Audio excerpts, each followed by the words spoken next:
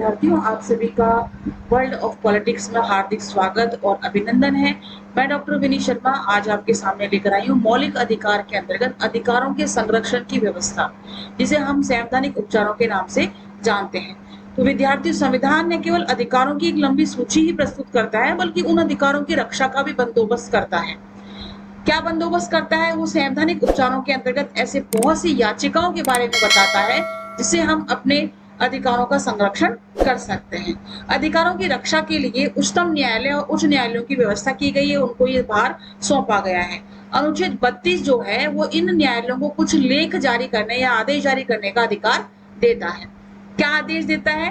Doctor Ambedkar हैं, वो कहते हैं कि यदि कोई मुझसे ये पूछे कि इस संविधान की वह कौन सी धारा है जो सबसे ज्यादा महत्वपूर्ण है, जिसके बिना ये संविधान शून्य हो जाएगा, तो वह है अंबेडकर के अनुसार धारा 32।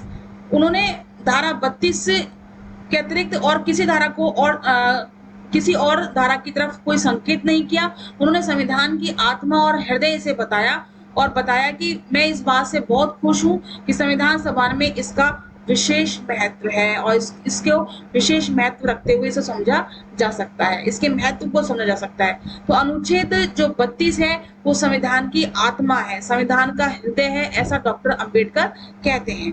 अधिकारों की रक्षा के लिए न्यायालयों को आदेश जारी करने का अधिकार है, रिट दायर करने का अधिकार है ना। तो आदेश कौन से? सबसे पहले देखो बच्चों, बंदी प्रत्यक्षीकरण आदेश।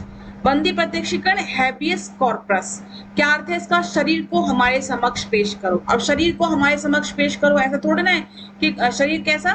जीवित शरीर है ना, डेड बॉडी नहीं कि डेड बॉडी को ले जाके पेश कर दिया। शरीर को हमारे समक्ष पेश करो का क्या मतलब है कि न्यायालयों की ओर से यह आदेश जारी है उस समय जारी किया जाता है जब किसी व्यक्ति को नजरबंद किया जाता है, किसी व्यक्ति को गिरफ्तार किया जाता है, तब उसे 24 घंटे के अंदर अंदर 24 आवर्स के अंदर अंदर उसे न्यायालय के समक्ष पेश करना होता है। जिस व्यक्ति को बंदी बनाया गया है वह स्वयं अथवा उसके संबंधी या मित्र या वकील न्यायालय से यह प्रार्थना करते हैं कि बंदी बनाए जाने की वजह अस्पष्ट है और अनिश्चित है। कहाँ करेगा ये करेगा न्यायालय में। यदि न्यायालय ये समझे कि किसी व्यक्ति को अनुचित ढंग से बंदी बनाया गया है तो वह यह आदेश दे सकता है कि प्रार्थी की आजादी तुरंत बहाल की जाए।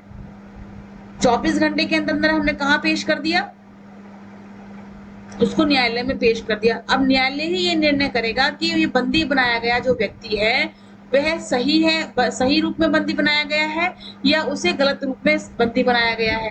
ठीक है, अगर गलत रूप में बंदी बनाया गया है तो उसकी वजह अगर अस्पष्ट है, अनिश्चित है, गवाह नहीं है, कोई सबूत नहीं है, तो उसे न्यायालय कहेगा कि अनुचित ढंग से बंदी बनाया गया है। तो इसे आदेश देते हुए ये कहेगा कि इसको तुरंत ही आजाद कर दिया जाए, तो आजादी की तुरंत बहाली कर दी जाए।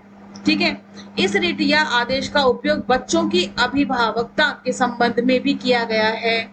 जब बच्चे की अभिभावकता के विषय में कोई झगड़ा हो जाता है तो न्यायालय बच्चे को उस व्यक्ति के संरक्षण में सौंप देते हैं जो वास्तव में उसका अभिभावक है। समझ में ही बात? बच्चे के अभिभावक के रूप में अगर कोई झगड़ा है कि इस बच्चे का अभिभावक या माता पिता मैं हूं कि वो है, कोई अगर ऐसा झगड़ा होता है तो क्या होता है कि उसी व्यक्ति को बच्चा सौंपा जाएगा जो यह सिद्ध कर दे कि वह उसका अभिभावक है। तो न्यायालय इस संबंध में भी यह निर्णय देता है। ठीक है, बंदी को उसके बंदी प्रत्यक्षीकरण हेबियस कॉर्पस, मतलब बंदी को न्यायालय के सामने पेश करो। बंदी हम उसको इसलिए, बंदी शब्द मैंने इसलिए यूज किया, वैसे तो क्या आएगा इसमें? शरीर को उसके सामने पेश करो, क्योंकि बंदी तो तब होगा जब उसका अपराध सिद्ध हो जाएगा। तो जो व्यक्ति विशेष है उसे कहाँ पेश करना होगा? उसे न्यायालय के सामने पेश करना होगा, तब जाकर के क्या वास्तव में उसने अपराध किया है या नहीं किया है उसका निर्णय न्यायालय के द्वारा किया जाएगा। अब बात आती है परमादेश। परमादेश मतलब मैंडेमस, है ना। मैंडेमस का मतलब क्या होता है? हम आदेश देते हैं। कौन आदेश देते हैं? जब कोई व्यक्ति, संस्था, निगम अथवा न्यायालय अपने सार्वजनिक कर्तव्यों की पूर्ति न करे। कौन नहीं करे? ध्यान से सुनिए बच्चों, जब कोई व्यक्ति, संस्था, है ना, निगम और कोई न्यायालय अपने सार्वजनिक उद्देश्य की पूर्ति नहीं करता है, सार्वजनिक कर्तव्यों की पूरी नहीं करता है, पूर्ति नहीं करता है। जैसे व्यक्ति का कर्तव्य क्या है? ठीक है। संस्था का कर्तव्य क्या है, निगम का कर्तव्य क्या है, किस उद्देश्य से वो बने हैं। अगर वे उद्देश्य पूरे नहीं करता है, कर्तव्य पूरे नहीं करता है, न्यायालय न्याय प्रदान नहीं करता है, तो उच्चतम न्यायालय, उच्चतम यानी सुप्रीम कोर्ट, उच्च न्यायालय यानी हाई कोर्ट क्या आदेश देंगे कि कर्तव्यों की पूर्ति की जाए। ठीक है, कर्तव्यों को निभाया जाए। किसको आदेश देंगे? उस व्यक्ति विशेष को, उस संस्था विशेष को, उस निगम को, उस न्यायालय को। ठीक है। इस संबंध में ये जरूरी है कि प्रार्थी ने अधिकारियों से उनके कर्तव्य पालन की मांग की थी। जो प्रार्थी है, अगर उसके कर्तव्य पालन, उसके कार्य नहीं होता है उस अधिकारी के माध्यम से, और वह अधिकारी की शिकायत करता है, तो कार्यवाही की जाएगी। किंतु उन्होंने कार्यवाही करने से इनकार कर दिया। किसने? देखिए, यदि इस संबंध में ये जरूरी है कि प्रार्थी ने अधिकारियों से उनके कर्तव्य पालन की मांग की थी, किंतु उन्होंने कार्यवाही करने से इनकार कर दिया। मैं किसी अधिकारी के पास जाती हूँ और वह अधिकारी मेरा कार्य नहीं करता, मैं उससे रिक्वेस्ट करती हूँ कि आप मेरा कार्य करती, फिर भी वह कार्य नहीं करता है, तो वह क्या होगा? सार्वजनिक कर्तव्यों की पूर्ति के लिए ये न्यायालय इस तरह के आदेश जारी करेगा। ऐसा कार्य यदि वह व्यक्ति संस्था नहीं करती है, तो वह न्यायालय ऐसे आदेश जारी करेगा। किसके तहत? मैंडेमस के तहत, परमादेश के तहत। समझ में आई बात? एक बार फिर से, मैंडेमस का अर्थ क्या है? हम आदेश देते हैं। जब कोई व्यक्ति, संस्था, निगम और न्यायालय अपने सार्वजनिक कर्तव्यों की पूर्ति नहीं करे, तो उच्चतम न्यायालय या उच्च न्यायालय, सुप्रीम कोर्ट या हाई कोर्ट जो है आदेश दे सकता है कि कर्तव्यों की पूर्ति की जाए। किसको देगा आदेश? जिस व्यक्ति विशेष ने या जिस संस्था विशेष ने वह कार्य नहीं किया है। इस संबंध में ये जरूरी है कि वह प्रार्थी है ना, वह व्यक्ति अधिकारियों से उनके कर्तव्य पालन की मांग करे, और मांग करने पर भी वे कार्य नहीं करते हैं, तब सार्वजनिक उद्देश्यों को पूरा करने के लिए न्यायालय उसे आदेश जारी कर सकता है कि निजी कर्तव्यों की पूर्ति की नहीं की गई है। निजी कर्तव्यों की, जो उसके द्वारा कर्तव्य निर्धारित किए गए हैं, वो कर्तव्य पूरे नहीं किए गए हैं, वो ड्यूटीज पूरी नहीं की गई है, तो आपको उसे पूरा करना होगा। इसके अतिरिक्त प्रार्थी को यह सिद्ध करना पड़ता है कि उसके किसी कानूनी अधिकार का उल्लंघन हुआ है। प्रार्थी जिसके प्रति कर्तव्य नहीं हुआ है, जिसके प्रति ड्यूटी नहीं हुई है, कार्य नहीं हुआ है, उस प्रार्थी को सिद्ध करना पड़ेगा पहले। इसके जैसे कि यदि किसी कॉलेज की प्रबंध समिति सभी उम्मीदवारों के आवेदन पत्रों पर विचार करने के बाद उनमें से किसी एक उम्मीदवार को प्रिंसिपल के पद पर नियुक्त कर देती है, तो कोई भी उम्मीदवार परमादेश लेख को जारी कराने का अधिकार नहीं रखता, क्योंकि उसका यह कानूनी अधिकार नहीं कि प्रिंसिपल के पद पर उसी की नियुक्ति की जाए। देखिए, उदाहरण क्या दिया गया? यदि किसी कॉलेज की प्रबंध समिति सभी उम्मीदवारों के आवेदन पत्रों पर विचार करने के बाद उनमें से किसी एक उम्मीदवार को प्रिंसिपल के पद पर नियुक्त कर देती है। कौन? प्रबंध समिति, कमेटी है ना, एक प्रिंसिपल को नियुक्त कर देती है। ठीक है, तो कोई भी उम्मीदवार परमादेश लेख जो है जारी कराने का अधिकार ही नहीं रखता। क्यों नहीं रखता? क्योंकि उसका ये कानूनी अधिकार बिल्कुल भी नहीं है कि वह ये कहे कि प्रिंसिपल के पद पे वो नहीं, मुझे नियुक्त होना चाहिए। ये तो कोई मतलब ही नहीं है। उस प्रबंध समिति ने अपनी ड्यूटी पूरी कर दी। ठीक है, उसने एक प्रिंसिपल, कुछ लोगों में से कुछ एक प्रिंसिपल जो है उनकी योग्यता के अनुसार उसने चयनित कर दिया।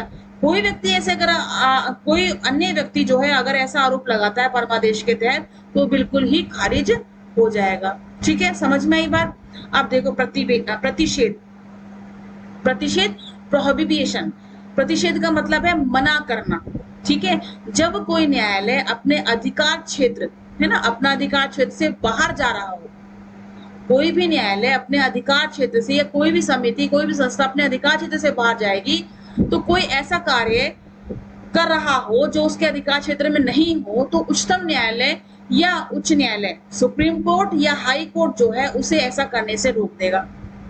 कोई भी न्यायालय हो सकता है, कोई भी संस्था हो सकती है, कोई भी निगम हो सकता है, कोई भी व्यक्ति हो सकता है। ठीक है, अगर वो अपने अधिकार क्षेत्र से बाहर जाएगा, तो सुप्रीम कोर्ट और हाई कोर्ट जो है, उसका अपर जो कोर्ट है जिस संस्था का, तो वह उसे आदेश देगा कि आप अपने कार्य क्षेत्र से बाहर जा रहे हैं। तो प्रतिषेध आदेश केवल न्यायिक अधिकारियों के विरुद्ध ही जारी किए जाएगा। अच्छा, इसमें ये बात और है कि जो मैंडेमस की बात की गई थी वो तो सभी के लिए आ गया, व्यक्ति है, संस्था है, निगम है, इस सबके लिए आ गया। लेकिन प्रतिषेध जो है, प्रोहिबिशन है, वो सिर्फ न्यायालय में ही होगा। ठीक है, कोई न्यायालय अपने अधिकार क्षेत्र के विरुद्ध जा रहा है, बाहर जा रहा है, तो ही न्यायालय जो है, अपर न्यायालय, सुप्रीम कोर्ट या हाई कोर्ट जो उसको आदेश देगी। प्रतिषेध आदेश केवल न्यायिक अधिकारियों के विरुद्ध ही जारी किए सकते, इसको ध्यान देने वाली बात है। कार्यपालिका के विरुद्ध बिल्कुल भी नहीं जाएगा ये। ठीक है, यदि कोई जज या न्यायिक अधिकारी प्रतिषेध आदेश के बावजूद कार्यवाही जारी रखता है तो उसके विरुद्ध न्यायालय की मानहानि की कार्यवाही की जाएगी। अगर सुप्रीम कोर्ट और हाई कोर्ट ने आदेश जारी कर दिया कि आप अपने कार्यक्षेत्र से बाहर जा रहे हैं, उसके बावजूद भी वे कार्यक्षेत्र से बाहर जाता है, तो उसको उस न्यायालय के ऊपर मानहानि का दावा कर दिया जाएगा। ठीक है, अब देखो अधिकार प्रच्छा, क्यों वारंटो, तुम्हें क्या हक है। ठीक है, अधिकार प्रच्छा, तुम्हें क्या हक है। ठीक है, authority, what is your authority. जब कोई व्यक्ति किसी सार्वजनिक पद को गैरकानूनी तरीके से प्राप्त कर लेता है, सार्वजनिक पद को किसी गैरकानूनी तरीके से, गैरकानूनी है ना, इलीगल, तो न्यायालय पूछ सकता है कि उसे उस पद पर बने रहने का क्या हक है। ठीक है, जिस व्यक्ति के खिलाफ यह आदेश जारी किया जाता है उसे अपने दावे के समर्थन में जरूरी सबूत पेश करने पड़ते हैं। ठीक है, जिस व्यक्ति के खिलाफ यह आदेश जारी हुआ तो वो व्यक्ति जो है क्या पेश करेगा, सबूत पेश करेगा। सही सबूत न मिलने पर उसे उसके पद से हटाया भी जा सकता है। ठीक है, उत्तर प्रदेश सरकार ने नगर पालिका चुनावों में हारे हुए एक व्यक्ति को नगर पार्षद है ना, म्युनिसिपल काउंसिलर के पद पर मनोनीत कर दिया था। सरकार को मनोनीत करने का अधिकार तो है, परंतु कानून के अनुसार हारा हुआ व्यक्ति मनोनीत नहीं किया जा सकता, इसलिए उच्च न्यायालय ने उस व्यक्ति को नगर पार्षद के पद से हटा दिया। समझ में आई बात। मतलब न्यायालय पूछ सकता है कि आपको हक क्या है वहां पे उस सार्वजनिक पद को हासिल करने का, सबूत गलत है आपके, निराधार है, तो आपको वहां से पद से हटना पड़ेगा। ठीक है, सीधी सी बात। ये क्या हो गया, अधिकार प्रच्छा, क्यों वारंटो। ठीक है, अलग अलग समझ में आ रहा है। बंदी प्रत्यक्षीकरण समझ में आया, बंदी को हमारे सामने यानी न्यायालय के सामने पेश करो। परमादेश, हम आदेश देते हैं, कौन आदेश देगा, न्यायालय, सुप्रीम या हाई कोर्ट जो है किसी भी संस्था को, व्यक्ति को, न्यायालय को आदेश दे सकती है अपने कर्तव्यों की पूर्ति के लिए। अधिकार प्रच्छा, क्वो वारंटो, तुम्हें क्या हक है। अगर हम किसी सार्वजनिक पद को हासिल कर लेते हैं तो न्यायालय हमसे पूछ सकता है कि तुम्हें क्या हक है। अब आता है उत्प्रेषण लेख। ठीक है, उत्प्रेषण लेख का क्या अर्थ है, और अधिक सूचित करो। और अधिक क्या सूचित करो, इस लेख के अंतर्गत, इस लेख द्वारा उच्च न्यायालय किसी न्यायालय को यह आदेश देता है कि किसी केस से संबंधित कागजात या उसमें जो निर्णय हुआ है उन सबको उसके पास भेज दिया जाए। ऐसा करने के दो उद्देश्य हैं। पहला तो यह है कि वह केस उस न्यायालय में न चलकर उच्च न्यायालय में चल सके। ठीक है, क्या मतलब हुआ उत्प्रेषण लेख का, कि अधिक सूचित करो। किसके बारे में सूचित करो, उच्च न्यायालय किसी न्यायालय को आदेश दे सकता है कि किसी केस से संबंधित कागजात या उसमें जो निर्णय हुआ है उसके पास भेजे जाए। मतलब अगर लोअर कोर्ट से अगर हम दूसरे हाई कोर्ट में जाते हैं तो हाई कोर्ट किसको सूचित करेगी, लोअर कोर्ट को, कि उस पर्टिकुलर केस से संबंधित जो कागजात हैं वो मुझे पेश किए जाए, मतलब हाई कोर्ट को या सुप्रीम कोर्ट को पेश किए जाए। ऐसा करने के दो उद्देश्य हैं। पहला क्या उद्देश्य है कि वह केस उस न्यायालय में न चलकर उच्च न्यायालय में चला जाएगा। ठीक है, चलाया जा सके। ऐसा तब किया जाता है जब किसी न्यायालय का गठन ठीक से न किया गया हो, है ना, अर्थात उसके न्यायाधीश कुछ इस किस्म के व्यक्ति हों जो वहां बैठने की योग्यता नहीं रखते हों। अर्थात यदि न्यायालय द्वारा दिया गया निर्णय न्याय के विरुद्ध हो तो उस फैसले को रद्द करके उसके स्थान पर दूसरा निर्णय दिया जाए, या तो हम स्वयं भी चले जाएं, जो अभियुक्त है वो खुद स्वयं प्रार्थी जो है वो खुद ही अपर न्यायालय में चला जाए, है ना, ऊपर के न्यायालय में चला जाए। तो ऊपर के न्यायालय में वो चला जाएगा तो उस न्यायालय के द्वारा पूछे गए जो सवाल है या कोई सबूत है या कोई कागजात है जो उसे अपर न्यायालय में देने ही होंगे। या फिर जो जिस न्यायालय में, प्रथम न्यायालय में जो केस चल रहा है, उस केस को वहां ना चला करके अपर न्यायालय में अगर ले जाया जाता है तो उससे संबंधित जानकारी जो है उस निम्न न्यायालय को, उच्च न्यायालय में देनी होगी ही होगी। क्यों देनी होगी? क्योंकि गलत निर्णय किया गया है तो सही निर्णय के लिए वह दूसरे न्यायालय में जाकर के रिट भी दायर कर सकता है। इसमें कहते हैं उत्प्रेषण लेख। ठीक है, समझ में आई? ये 5 प्रकार के लेख जो है संवैधानिक उपचारों के अधिकार में जारी किए जा सकते हैं। अब विद्यार्थियों, बात आती है संपत्ति का अधिकार, जो अब मौलिक अधिकार नहीं रह गया है। ठीक है, संपत्ति का अधिकार हमारा मौलिक अधिकार था, लेकिन मौलिक अधिकार न होकर के अब वह कैसा अधिकार बन गया है? कानूनी अधिकार बन गया है। कोई भी अधिकार इतना विवादपूर्ण नहीं रहा जितना कि संपत्ति का अधिकार रहा है। 44वें संविधान संशोधन के द्वारा पहले संविधान के 5 अनुच्छेद थे। अनुच्छेद 19F, 31, 31A, 31B और 31C संपत्ति के अधिकारों की विवेचना करते थे। कुल मिलाकर संपत्ति के अधिकार के विषय में ये व्यवस्थाएं की गई। पहला, नागरिकों का ये अधिकार है कि वे संपत्ति का अर्जन कर सकें। नागरिकों का क्या अधिकार है? कि वे संपत्ति का अर्जन कर सके और उसका उपभोग करें और उसको किसी को दे दें या बेच दें। ठीक है, पहला क्या अधिकार बताया? कि नागरिकों को यह अधिकार है कि वे किसी भी संपत्ति का अर्जन कर सकते हैं, एकत्रित कर सकते हैं और उसका उपभोग कर सकते हैं और उसको किसी को दे सकते हैं या बेच सकते हैं। दूसरा, अनुच्छेद 31 के अंतर्गत राज्य सार्वजनिक उद्देश्य, पब्लिक पर्पस के लिए वे निजी संपत्ति पर कब्जा कर सकता है। अनुच्छेद 31 क्या कहता है? कि सार्वजनिक उद्देश्य के लिए राज्य निजी संपत्ति पर कब्जा कर सकता है। उसके लिए जरूरी था कि वह संपत्ति के स्वामी को कुछ राशि यानी कुछ अमाउंट या हर्जाना देकर दे दे। बदले में जो राशि दी जाएगी वह पर्याप्त है या नहीं, इसका निर्णय न्यायालय नहीं कर सकते थे। ठीक है, तीसरी बात आती है अनुच्छेद 31A और 31B उन कानूनों का संरक्षण देते हैं जिनके द्वारा राज्य निजी संपत्ति अपने नियंत्रण में ले लेता है। और इन अनुच्छेदों में ये कहा गया कि जिन कानूनों को संविधान की 9वीं अनुसूची में डाल दिया गया है, न्यायालयों द्वारा उन्हें इस आधार पर गैर कानूनी घोषित नहीं किया गया कि वे संपत्ति के अधिकार के विरुद्ध है। ठीक है, अनुच्छेद 31A और 31B उन कानूनों को संरक्षण देता है जिनके द्वारा राज्य निजी संपत्ति अपने नियंत्रण में ले लेता है। ठीक है, इसके अंतर्गत ये बताया गया है। और इन अनुच्छेदों में ये कहा गया कि जिन कानूनों को संविधान ने 9वीं अनुसूची में डाल दिया है तो न्यायालय द्वारा उन्हें इस आधार पर गैर कानूनी घोषित नहीं किया जा सकता कि जिन संपत्ति को वे राज्य अपनी राज्य के अधीन वे संपत्ति हो जाती है, उस निजी संपत्ति के अंतर्गत वो कोई भी गैर कानूनी नहीं हो सकती है। चौथी बात क्या आती है? नीति निर्देशक सिद्धांतों को अमल में लाने के लिए जो कानून बनाए गए हैं बनाए जाएंगे, उन्हें इस आधार पर अवैध घोषित नहीं किया जा सकता कि वे मूलभूत अधिकारों के विरुद्ध है।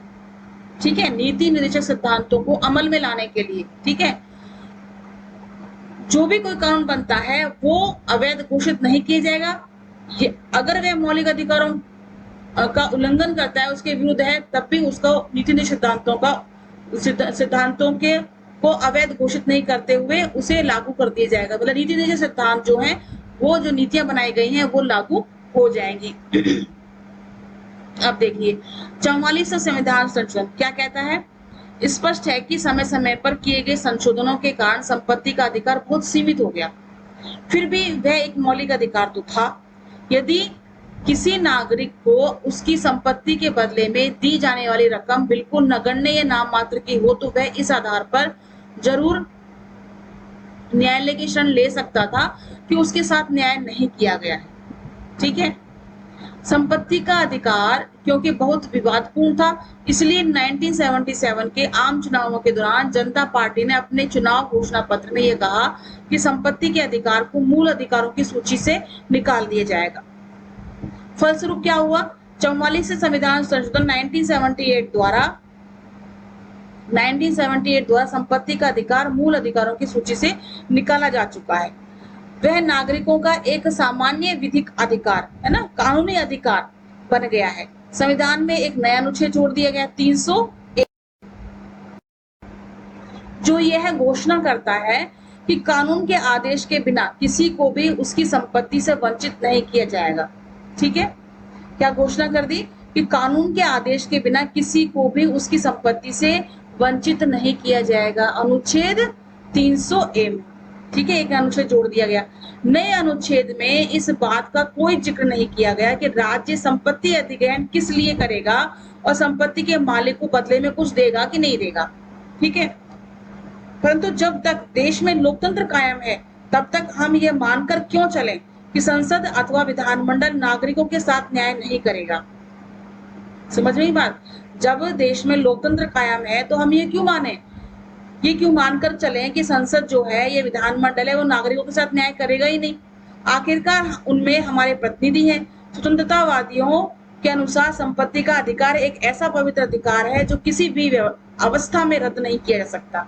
यहाँ तक कि सार्वजनिक हित के लिए निजी संपत्ति का अधिग्रहण उचित नहीं है। 1970 से शुरू होने वाले दशक में ब्रिटेन, अमेरिका, स्वीडन, डेनमार्क और नॉर्वे आदि देशों में फिर से हस्तक्षेप नीति लेजिस फेयर का प्रभाव पड़ा। पर इस संबंध में यथार्थवादी दृष्टिकोण अपनाए जाने की आवश्यकता है। भारत की समस्याओं का समाधान हमें कल्याणकारी राज्य के सांचे में ही ढूंढना होगा और इसका अर्थ यह हुआ कि उद्योग और वाणिज्य में राज्य के यथोचित हस्तक्षेप के द्वारा धन के न्यायोचित वितरण की व्यवस्था होनी चाहिए। तो अनुच्छेद 300A में यह तो बता दिया गया कि क्या कि कानून के आदेश के बिना किसी को भी संपत्ति से वंचित नहीं किया जाएगा, लेकिन यह नहीं किया गया कि राज्य संपत्ति का अधिग्रहण करेगा तो उसका मुआवजा हमें दिया जाएगा कि नहीं दिया जाएगा। लेकिन लोकतांत्रिक, हमारा देश लोकतांत्रिक होने है, इसलिए हमने ये आशा की और यह भी समझा कि हमें हमारी संपत्ति का अधिग्रहण करने पर हमें उचित मुआवजा भी दिया जाएगा। बहुत से उदाहरण पेश किए गए 1970 में Britain, America, Sweden, Denmark, Norway, है ना, यहाँ पे हस्तक्षेप नीति का प्रभाव पड़ा। इस संबंध में भी यथार्थ दृष्टिकोण का अपनाया गया कि यथार्थता जहाँ पर है, जहाँ वास्तविकता है, उसी को ही, क्योंकि वास्तविकता क्या है, कल्याणकारी राज्य की। तो समस्याओं का समाधान कहाँ मिलेगा, हमें कल्याणकारी राज्य में ही ढूंढना होगा। तो इसके साथ ही अनुच्छेद 300A जो संपत्ति का हमें विधिक अधिकार दिया गया, कानूनी अधिकार के रूप में दिया गया, तो इस प्रकार से 44वीं संविधान संशोधन के द्वारा उसे संशोधित कर दिया गया। अब विद्यार्थियों, बात आती है मौलिक अधिकारों के मूल्यांकन की। इसको हम नेक्स्ट वीडियो में आपसे फिर चर्चा करेंगे। तब तक के लिए हम आपसे विदा लेते हैं। नमस्कार एंड धन्यवाद।